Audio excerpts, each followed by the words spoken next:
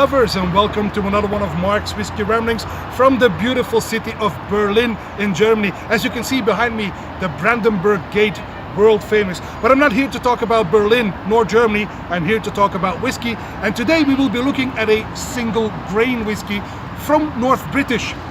North British is a single grain distillery in the Lowlands, and it was founded in 1885. One of the founders was Andrew Usher, who would later become known as the father of the blend. During the Great War, the distillery did not close. They were already producing 9 million litres per annum, but during the First World War, they produced acetone for the military.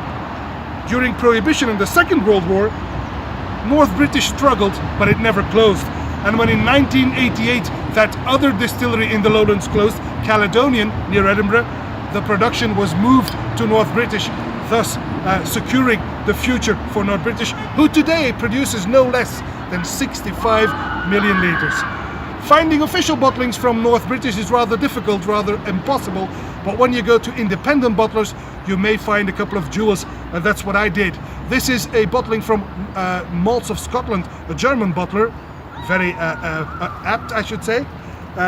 This is a sherry butt, a single sherry butt, and the bottle is 58.7, if I'm not mistaken. Sorry, I am mistaken. 57.8% ABV. A single sherry butt, and it yielded no less than 462 bottles.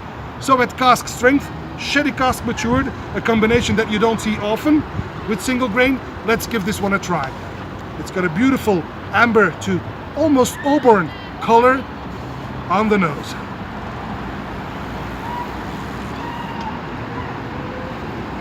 It comes as no surprise that the first whiff of this whiskey is glue or putty or maybe even nail polish remover.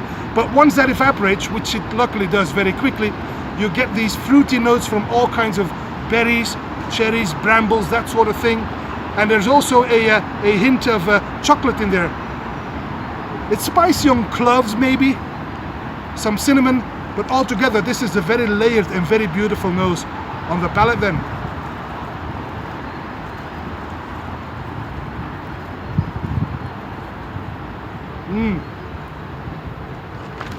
Very powerful upon arrival, that's the cask strength. Very spicy, cloves, maybe even a bit of black pepper in there. Some cinnamon again, but then again the fruitiness kicks in, and besides the cherries that I had on the nose, the brambles, the raspberry, this one also is upholstered with some coffee-like notes, a hint of espresso maybe.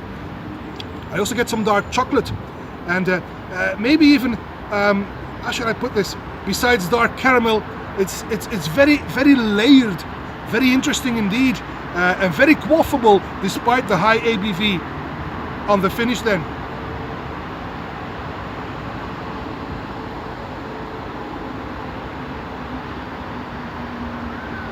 The finish is the perfect continuation of the palate, and it's very drying at the end, but it lingers beautifully.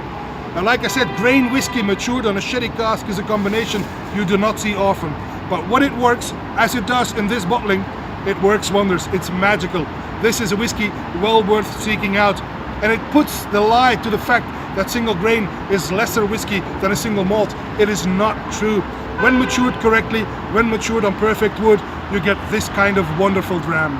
And that's all for this Whiskey Rambling. I hope you enjoyed it, and I hope to see you at one of Mark's Whiskey Ramblings real soon. And until then, may the whiskey be with you. Bye-bye.